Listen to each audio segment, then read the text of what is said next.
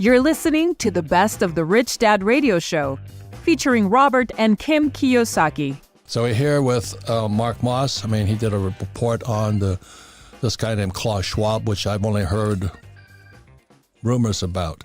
So that's why this program is a very important show to find out what's going on. And Mark's got his new book called Uncommunist Manifesto. That's right. It just came out. The Uncommunist. The Uncommunist Manifesto. So who is this guy Klaus Schwab one more time, and what are they really up to? Yeah, so founded the WF, the World Economic Forum. And I think it's important to understand, too, like where we're at in the world, right, with this peak centralization, central planning. Right. I like to say central planning always fails. And because they don't have enough data, they know they don't have enough data. You can't organize billions of people, right? But they're trying to.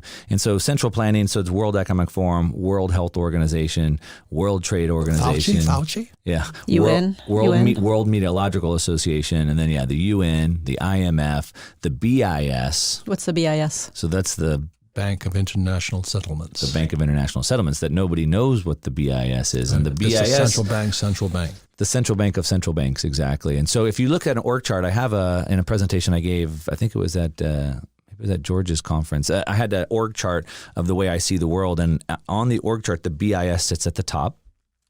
Below the BIS, then you have some of these think tanks. So the World Economic Forum is one of them, the Club of Rome, and so they're the policy makers.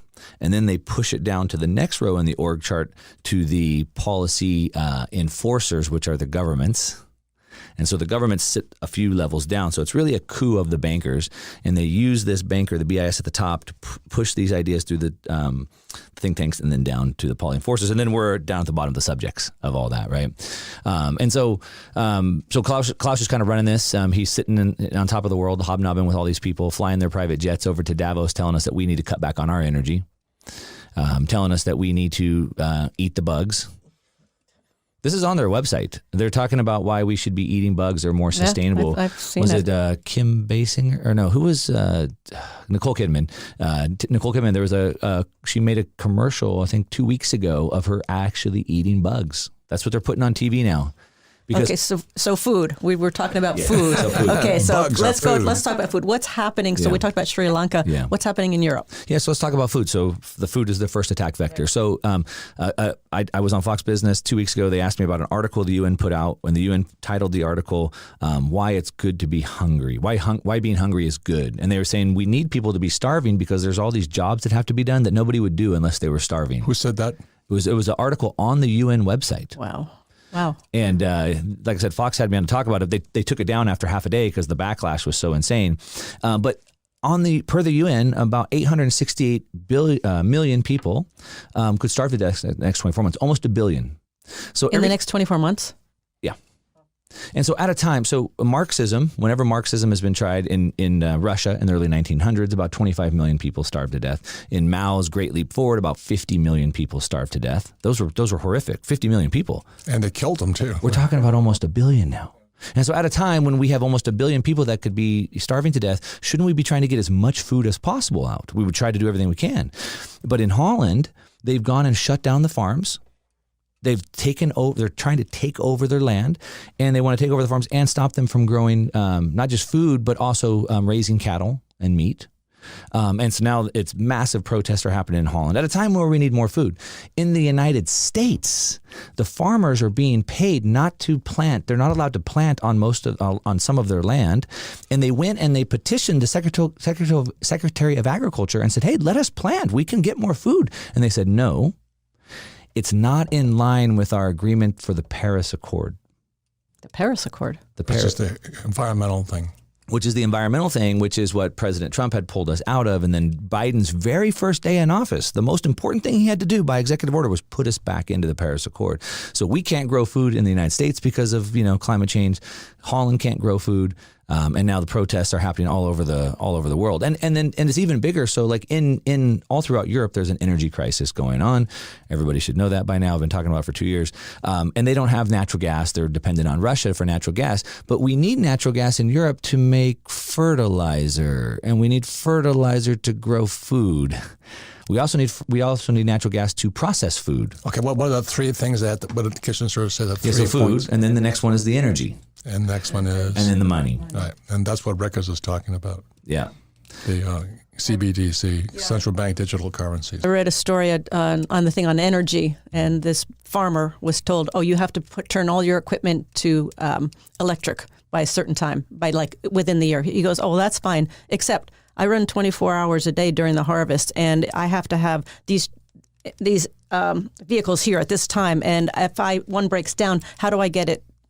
You know, there's like no thought given at all. Just, oh, you have to be electric. Yeah. It's impossible. I mean, it's impractical, and it's not going to work. And it's to your point, it's going to put more farmers out of business. I'm constantly reminded by an Ayn Rand quote from Atlas Shrugged, where she says, when you must receive permission to produce from men who produce nothing." Yeah, and I just want your audience to think about this for a moment, because I really want to beat this dead horse, because I think it's important.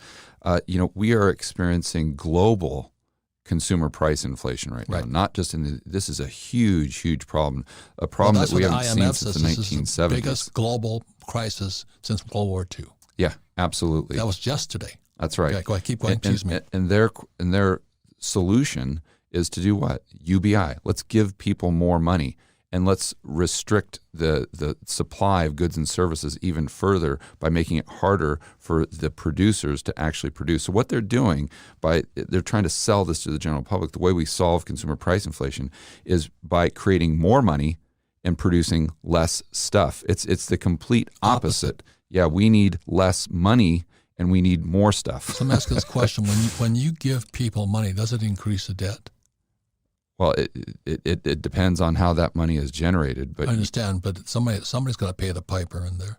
Yeah, usually it's going to be produced through the issuance of new debt. So if it's the government issuing new debt for that deficit spending, or if it's a bank issuing new consumer debt, then you've got a debt, you've got a loan to match up with that new money that was created. Yeah. So is there any money in a credit card? Is there any money? Yeah, a credit card increases the money supply. No, but is there any money in it? Oh, no. It's debt. Yeah. And that's how money is created. Yeah. You have to borrow it into existence. Yeah, that's right. That was 71. You have to borrow the money, and money is created. That was a fractional reserve system. Fractional reserve system says you put your savings in a bank, let's say $100, the bank can lend out 1,000. 10-to-1 leverage in there. Yeah, now they don't even need that. No. And that's they don't really need reserves at all to lend. They can just create money out of nowhere. And that goes back to the central bank digital currency and them trying to ban cash. And I think that's why so many young people are in crypto. They know something's wrong. They just don't have the big macro picture of it. Mm-hmm. And they get caught up in all these swings. So you were talking about CBDC, central bank digital currency. What does that mean to you, George? Well, a central bank digital currency simply means that we all the average Joes and Janes in society, including the businesses and corporations, now have an account with the central bank. In our case, it would be the Federal Reserve. But isn't that Marxism, central banking? It's absolutely 100% central planning. Because what happens now is the banking system is in charge of creating most of the new money. Now, it's a little bit different with these deficits and quantitative easing and whatnot. But usually it's the banking system. So if they keep that loan on their balance, if the bank continues to own the loan, they want to lend to someone who's going to pay them back, right? Really? So hopefully they're going to lend it for productive purposes, meaning the majority of money that's being created is going to create more goods and services. Right. And that's why you don't have the inflation, even though the money supply increases. Now, what happens... It's called capitalism. Yeah, and that's why the free market works. Right. So, and that's, by the way, why the free market creates deflation. Right. Not inflation. Exactly. Prices going down. Capitalism actually brings prices down. Yeah. Because you can't compete otherwise. Yeah, which brings the standard of living for the poor and middle class up. Yes, but they're teaching Marxism in school. That was my book, Capitalist Manifesto. Yeah. That whole thing is so backwards, run by school teachers. Oh, my God. Yeah, exactly. So if we move into the system with a central bank digital currency, then all the bank accounts go to the Fed, and then the Fed determines who gets the loan and why. And the big key there is the Fed doesn't have a profit and loss. They can lose money. So where a bank has to lend productively, the Fed can lend in a way that isn't productive. They can lend to whomever they want. They don't have to worry about being paid back. So that's centrally controlled money supply, debt creation. And that, to your point, is Marxism. But it's also massive control. It's Orwell. Big Brother is watching. Yeah. They can tell exactly where you're spending your money, what are you spending on, and where is it? Yeah, so going back to the IMF and this gal that's in charge that was speaking at Davos, she was saying how we need a central bank digital currency and the global governments need to come together. And of course, the IMF would manage this in the World Economic Forum, but they need to come together to create a solution for cross-border payments. This is how she's selling it, is that all these poor people have to pay Western Union, 20% fee or whatever. And she's right, but she doesn't care about that. She just cares about the solution, which is the global governments coming together with this payment system for cross-border that's seamless and free. But, of course, we're using a central bank digital currency. And then the reserve asset becomes the SDR, which is the currency of the IMF. Special drawing rights. They have control over the money supply, and it's not the system we have now with the United States having the global reserve asset or the global reserve currency and the banking system creating that currency globally. Right. The biggest thing with central bank, I'm not financial. I mean, not crypto smart or anything. But it's Orwell's Big Brother is watching. They can track you, and the reason I like this stuff here, it's real gold. This has been here since the Earth was formed. This is silver, been here the Earth is formed. I can run with this and spend it anywhere in the world. They can't track me. Yeah. And so when Bitcoin came out, remember that they were saying, they're going to use it for the drug trade and all that. I said, well, you think dollars aren't? Yeah, exactly. Give me a break. I mean, how can people be that stupid and drink the Kool-Aid from the Fed? Well, not everybody is. I know. I was in the airport yesterday, and I was going through the line, the security line, and I actually saw someone wearing a shirt that said "Make 1984 fiction again." What does 84 mean to you? Because that's a really interesting book, Well, it's pretty much what we're seeing play out right in front of our own eyes. I mean, it was supposed to be fiction. But in my opinion, this is the objective of these Davos types, the global elite. And I don't think it's a conspiracy theory. I think they're coming right out and saying that, hey, we want the world to consume less energy. We want to reduce the population, or the birth rate, they'll say. And we want to, we want power and control because it's in your best interest. Look at what the WHO came out with, this health treaty. Did you see that? The World Health Organization. Yeah, they came out with this opinion. I don't know if it was this proposal for a treaty where basically they control in the future every country's position on lockdowns, on mask wearing, on all of these things that we've seen play out in 2020 and 2021. The WHO wants to be in charge of all of that. So all these countries sign treaties that say, yes, we're giving our health sovereignty over to you, global elite. But that's the World Health Organization, the World Bank. Everything is world. Yeah. There's no sovereign. Yeah. And no national. Yeah, world. That's right. Well, so you've got these two opposing forces going on right now. Most of us in the real economy, and I think the people listening to this show, they want decentralization. They want control of their own destiny. Where they want privacy also. And privacy. Freedom. Yeah. And a few privacy, freedom, a few words like that. And they want it for their children. Right. Where these Davos types, they want the opposite. They want complete centralization because they think that all of us are inferior, stupid, yes. Dumb rubes. And, we're only going to make things worse. So we need to give them all of our freedoms, all of our liberties. They need to have complete control to be able to micromanage our life. And that's the only way that, their minds that we're going to survive. That's what... Hi, everyone. I'm Kim Kiyosaki, co-host of the Rich Dad Radio Show. Robert and I have warned that 2023 was going to be a roller coaster of volatility. After all, the stock market is largely flat this year, except for a handful of tech companies. And other asset classes are struggling to meet expectations. One survey reveals that living paycheck to paycheck is the most common lifestyle in America, even for those making six-figure incomes. Combined with hundreds of thousands of layoffs in just the last few months, it's clear a financial storm is brewing. The question to ask yourself is, are you safe? For years, Robert and I and other investors have been putting more and more money into assets that can still climb when the stock market flatlines. One investment that doesn't seem to be affected by the ups and downs of the stock market is art. In fact, one of our close friends and advisor recommends art as his #1 asset protection. Even more, contemporary art prices have outpaced the S&P 500's total return over the last 27 years by 136%. If you think art as an investment is something you want to pursue, then there is a vehicle that allows you to do that without investing millions, thanks to Masterworks, our longtime sponsor. Their platform lets you invest in shares of painting by icons like Picasso and Banksy. Masterworks now has $800 million in assets under management.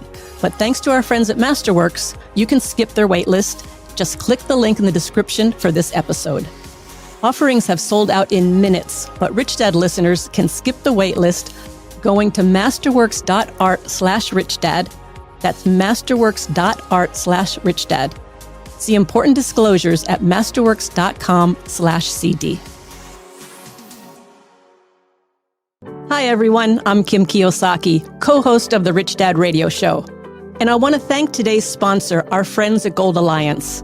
You know, we should all be concerned about high inflation, a looming recession, the very troubled banking system, and out-of-control spending in Washington. And the fact is, during every major crisis in U.S. history, many of those who failed to prepare watched their savings, investments, and retirement funds plummet, while others with the foresight to own gold helped preserve their wealth and purchasing power. Now, we're facing several major crises at once, and we may soon face even more economic turmoil. So please don't wait. Consider gold and put yourself on the road to financial peace of mind. The new free 2023 Gold Guide from our friends at Gold Alliance can show you how. Just visit www.freegoldguide.com/Robert or call 1-800-473-4585. Republican governor and conservative commentator Mike Huckabee says Gold Alliance is the only gold provider he recommends to his friends and family. Please visit freegoldguide.com/Robert or call now at 1-800-473-4585. Thank you. Feeling powerless over current events and your financial future? Financial freedom is your freedom. Robert Kiyosaki is the best-selling author of Rich Dad, Poor Dad. Over 40 million people have taken Robert's advice. Now it's your turn. Attend Robert's free virtual wealth building event. Claim your free access now at richdadfree.com. Don't wait, access is limited. Go to richdadfree.com. That's richdadfree.com. And so our guest today, or my dear friend here, is Andy Schectman. And you sent me this picture of Janet Yellen, which you will see. Will the deposits in every community bank in Oklahoma, regardless of their size, be fully insured now? Are they fully recovered? Every bank, every community bank in Oklahoma, regardless of the size of the deposit, will they get the same treatment that SVB just got or Signature Bank just got? A bank only gets that treatment if a majority of the FDIC board, a supermajority of the Fed board, and I, in consultation with the president, determine that the failure to protect uninsured depositors would create systemic risk and significant economic and financial consequences. So what is your plan? We made that determination. Right. So what is your plan to keep large depositors from moving their funds out of community banks into the big banks? We have seen the mergers of banks over the past decade. I'm concerned you're about to accelerate that by encouraging anyone who has a large deposit in a community bank to say, we're not going to make you whole, but if you go to one of our preferred banks, we will make you whole at that point. Look, I mean, that's certainly not something that we're encouraging. That is happening right now.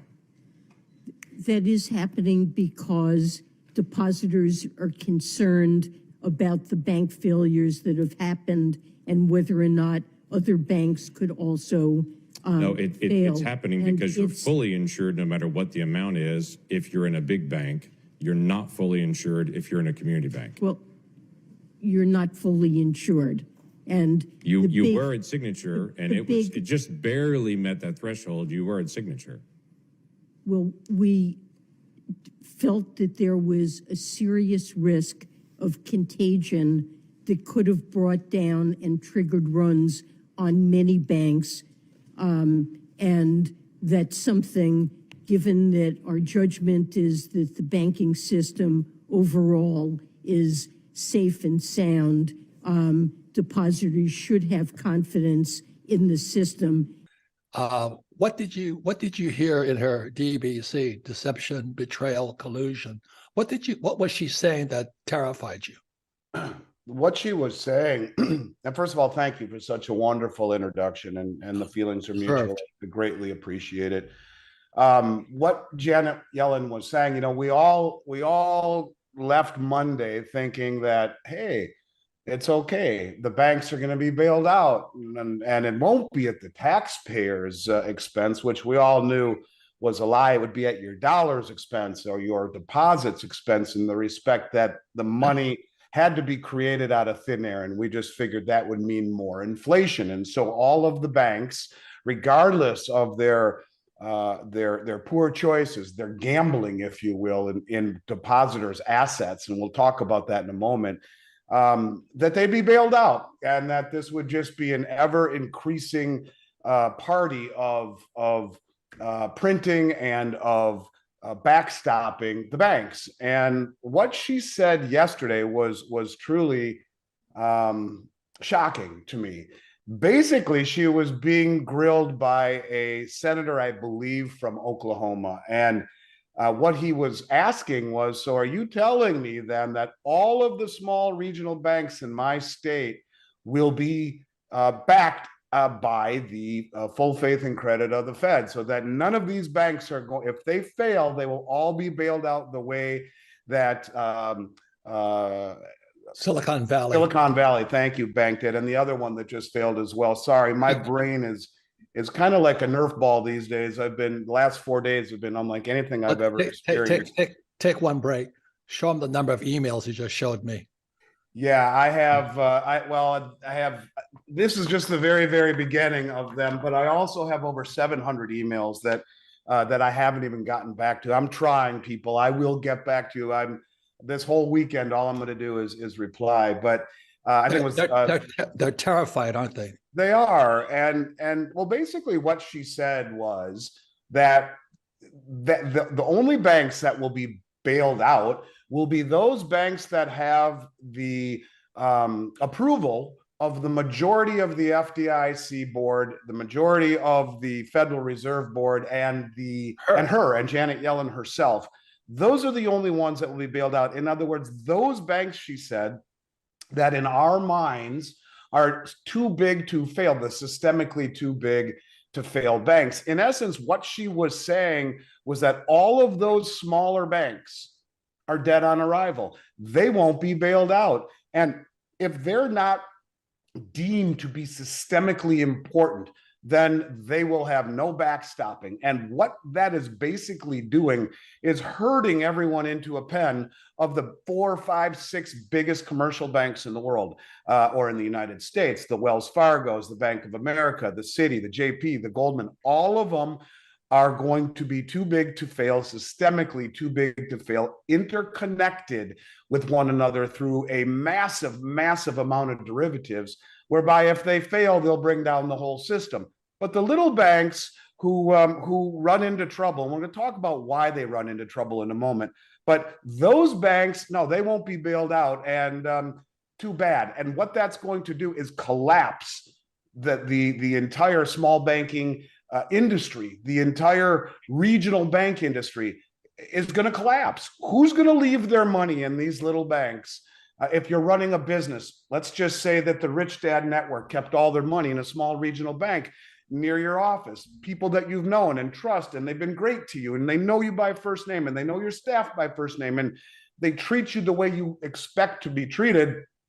Not anymore. Those banks are not too big to fail. And if they go under because of the systemic nature of what is happening, they're not going to be bailed out. And it's important to understand something. So all of these banks over the last several years have accumulated with the deposits that they received since the president was able to remove all of the reserve requirements during the pandemic to zero. So most of these banks have virtually nothing in the way of currency on hand.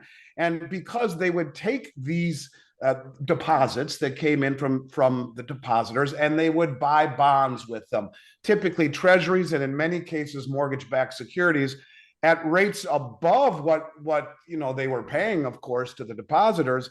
But in what was typically considered safe places to be, the problem is all of those bonds have an average maturity or an average yield rather of about 2 to 2.5% and long maturities. And so the problem is that since interest rates have risen closer to 5%, every one of those bonds in their portfolio have lost 50% or more of their value. Now, the banking regulations say that they don't have to mark those to market until they sell them.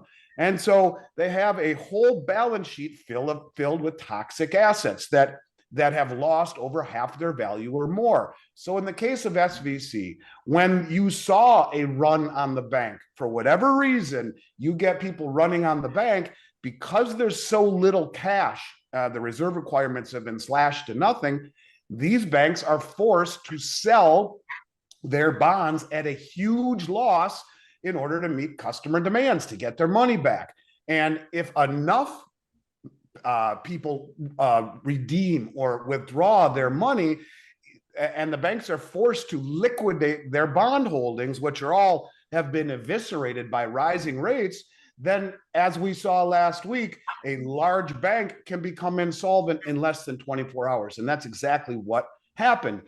The FDIC can't handle this. Their insurance fund is only 0.03% of bank deposits, 0.03%, roughly 125 billion in FDIC liquidity backing over 9.5 trillion in deposits. And so Matt, those numbers again, the FDIC backs up 9.5 trillion, what? $9.5 trillion worth of deposits with about 125 billion in cash. That's 0.03%. So if just one or two banks fail, that's it. That's gone. So with that, welcome back, Jim, for this is the first part of 4. What do you see in 2023? And we're discussing China. And I'll give you, please talk about sold out really quickly, because this is the other day I was thinking about you. I was eating blueberries. Now, generally blueberries, I believe, come from Vermont. But here it is hardcore winter, and I think my blueberries were coming from Ecuador. That's supply chain, right?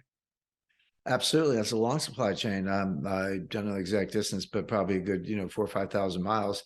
One of it could be semiconductors or oil or blueberries, but stuff moves all over the world. That's exactly right, and it's being very disrupted right now. So what else do you? So this is number 1 of a series of what do you see 23. You're talking about China, and there was that program called Evergrande, which was their big real estate crash. And, China's in serious trouble, and now COVID.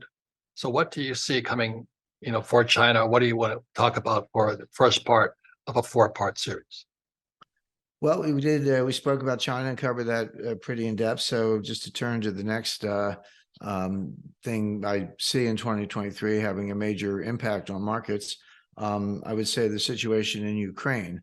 And there's a lot more there than just, there's obviously a war going on, clear, and Russia invaded Ukraine on February 24th, 2022. I don't want to spend a lot of time on the background of that. I have some pretty strong views. I think they're pretty well documented. Everyone's like, Russia's the bad guy because they invaded. Okay, they did invade, but they were being provoked for 14 years. George Bush stood up in 2008 and said that he thought Ukraine and Georgia should be in NATO. And a few months later, Putin invaded Georgia and made sure Georgia would never join NATO. And then in 2014, the U.S. and UK staged a coup, using the CIA and MI6 to overthrow a pro-Russian president of Ukraine. He was duly elected. They had an election. I'm not saying that he was a great guy, but he was duly elected. He was pro-Russian, looking to enter into some trade linkages with Russia, and the U.S. and UK intelligence services staged a coup, threw him out. He ran out for Russia. We put in a puppet government, and then Putin invaded and took Crimea. So first Bush makes a clumsy statement, Putin invades Georgia. Then they stage a coup and Putin invades Crimea. And at that point, you're supposed to say, what part of the word invade do you not understand? In other words, Putin is telling us, don't go there. Ukraine's not going to join NATO. You've crossed a red line. Then he invaded Georgia and Crimea to show he was serious, and the U.S. still wasn't listening. Either that or we were listening and we wanted the war. And that's really my view. I think the warmongers, Victoria Nuland, Tony Blinken, Jake Sullivan, Susan Rice, and there are others, Lieutenant Colonel Andrew Vindman, this whole warmonger crowd wanted this war, and they got it. So here's your war. Now, the war is tragic. It's brutal. That's what war is. And it's been going on for a while. But there is a financial, economic war wrapped around the military kinetic war, because the U.S., we've been supplying weapons to Ukraine and training, and Poland. A lot of the so-called Ukrainian troops are actually Polish troops wearing Ukrainian army uniforms, because so many of the Ukrainian troops have been killed. Various weapon systems are being supplied. There's a drone war going on. Iran's giving drones to Russia. The U.S. has, its own drones. They're supplying them to Ukraine, et cetera. So that's been pretty well vetted. But the economic financial war around it, the U.S. has put sanctions on Russia. The U.S., but also make it clear, the U.S. and the EU and the UK and other allies have joined these sanctions against Russia, and they are unprecedented. And by the way, I spent a long part of my career working on sanctions. The financial warfare, exactly the kind of thing we're talking about now, is what I have done for over 10 years, longer actually, for the intelligence community. I worked on supporting intelligence support for the Committee on Foreign Investment in the U.S., which looks at deals where foreign companies are buying U.S. companies, and you ask yourself, is there a national security threat here? It's not an antitrust review or securities law review. It's a national security review. And I used to do what we call collections, the intelligence collections, to support that analysis. And I teach financial work at War College. So it's just one of my specialties, and I know a lot about it.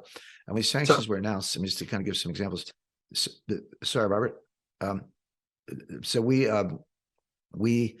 froze the reserves of the Central Bank of Russia. Completely unprecedented. We froze the reserves of oligarchs. We kicked the Russian banking system out of the international SWIFT message traffic system, that's where big banks record large transfers to each other. It's kind of the nerve center, the beating heart, if you will, of the global financial system, based in Belgium, and Russia has been kicked out of that, and a lot else besides. Limits on Russian oil exports, price caps on Russian oil, and so forth. And then Russia's retaliated. They banned certain exports of strategic metals, fertilizer, grain, and other essential goods to the rest of the world, or at least to countries that are participating in the U.S. sanctions. So I don't want to spend too much time going down the whole list. It's a long list, but the point is, it has been highly, highly disruptive to the to the supply chain and the food chain. It's contributed to inflation, and it's getting worse. So that much we know. We already know that, and it's a very big deal. What could get worse? Wait, let me interrupt real quickly. Again, Jim's latest book is called Sold Out. He's talking about supply chain. So this war in Russia and Ukraine is really a supply chain issue. That's how it affects you and me and all this. But isn't Ukraine also an exporter of food throughout the world? Well, if you combine Russia and Ukraine, they provide 25% of global exports of wheat, 35% global exports of barley, Russia provides a large percentage of global fertilizer exports. So the answer is yes, absolutely. And if you look at it from the importing point of view, you say, okay, so Russia and Ukraine are 25% of the world's exports of wheat. It doesn't mean they grow that much wheat. It just means they export that much wheat. The U.S. grows more wheat, but we use it ourselves. We feed cows and pigs and make ethanol and do all kinds of other things with it. But Russia and Ukraine export a lot of it. But from the point of view of countries, you say, well, who gets their food from Ukraine and Russia?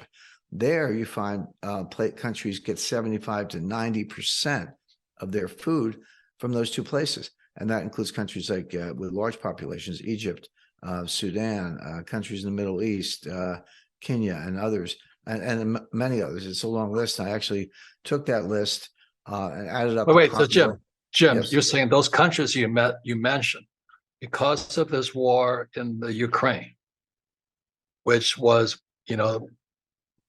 we pissed off Russia saying, they wanted Ukraine to join NATO and all this stuff. But now the supply chain, which is your book, sold out, is the food now goes into those countries like Sudan and all that. Does that mean that their prices will go up for food, but the possibility of starvation goes up too? Yeah, I was going to say, it's not just about price. There's money around. You can get subsidies, but starvation is a bigger problem. And they've been scrambling since the war started last February. To the extent they've been getting anything, they've been drawing down reserves from the year before. So there is grain storage and there was some left. But now the reserves have been drawn down. Some exports are trickling through, but it's a very small amount. And believe it or not, some of the exports are going to Europe, which has other resources. And so starvation is a real... You may end up with more people dying of starvation than dying in the war. But this is playing out in real time. I was not saying everything's happened right now. It's happening, and it's going to get worse as the winter progresses. So I think I want to talk to you about you call it the circus. They removed the debt ceiling. It's only gotten worse in 71, hasn't it? Well, that's a really interesting lead in, Robert. I'm amazed that so many people were concerned about the politics of raising the debt ceiling, and people don't seem to be concerned about the quantum of the debt or the ability to service the debt, or more importantly, the impact of the debt on future generations of Americans. A review of the arithmetic, if you might indulge me, I think is worthwhile. At the federal level, we now have permission to take the debt, I guess, to $34,400 and something million. The first thing that people need to understand is that that's 12 zeros to the right of the furthest left column. I mean, it's an amazing number. But if you compare the on-balance sheet liabilities of the United States with the off-balance sheet liabilities, the net present value of the off-balance sheet liabilities, it gets scarier. For your younger listeners, Robert, if they look at pictures of you and I, they see what an off-balance sheet liability looks like. It's an old person. Medicare, Medicaid, Social Security, federal pensions. That number, the net present value, according to the Congressional Budget Office, handily exceeds $100 trillion. So that's... The old guys are going to are a liability of $100 trillion. The combination of off-balance sheet liabilities and on-balance sheet liabilities, note that's net present value, not gross value, exceeds $140 trillion. Now, it's interesting that J.P. Morgan Chase notes that the amount of private wealth which will be handed down to future generations is about $140 trillion, which is a different way of saying that the entirety of private inheritances is accounted for by the federal debt before state and local debt. And it's further important, I think, Robert, for your listeners to consider that we propose to service this debt, both on balance sheet and off balance sheet, with a budget that's in deficit $2 trillion a year. I don't know what your rich dad would suggest about further encumbrances if you were already over indebted, but I suspect I know the answer, and I suspect you might inform your listeners as to what that was. Well, let me keep it. My rich dad, my poor dad was a PhD, went to Stanford, Northwestern University, Chicago, but that's why he was poor anyway. So, but my rich dad never went to school. So, I mean, he went to school up to 13. So he kept everything simple. He says, that's like trying to pay what you're talking about with the debt and all this. That's like trying to pay your mortgage with your credit card. Right. Right. That's exactly what we're doing. Well, my own stepfather, I remember telling me, one of the ways you get out of holes, you stop digging, and he went to Stanford. So, I don't think we can anymore. Have we gone beyond the point of no return? I'm not sure, Robert. I'm of two minds. I'm astonished at the strength of the U.S. economy in the face of increasingly idiotic regulation, stupefying taxation, and debt. And I draw some solace from the fact that, well, two facts. One, youth movements. 160,000 people having been through the programs of Students for Liberty over time. Robert, when I was 18 years old, I couldn't spell libertarian. And now we got 160,000 junior von Mises running around, which makes me feel good. I also feel good, I need to say, with the continued impact of technology. The United States is still this wonderful creative culture where 5 or 6 pimply-faced kids in Sunnyvale can commandeer a garage and out pops Google or out pops Facebook. I guess what I'm trying to say is I remain hopeful that our individual creativity and tenacity might be able somehow to finance our collective stupidity. You are an optimist. I mean, the alternative for that, Robert, would be for me to quit. And America wasn't built quitting. I think what you're doing, I think informing people of the fact that they are responsible for their own future. This podcast is a presentation of Rich Dad Media Network.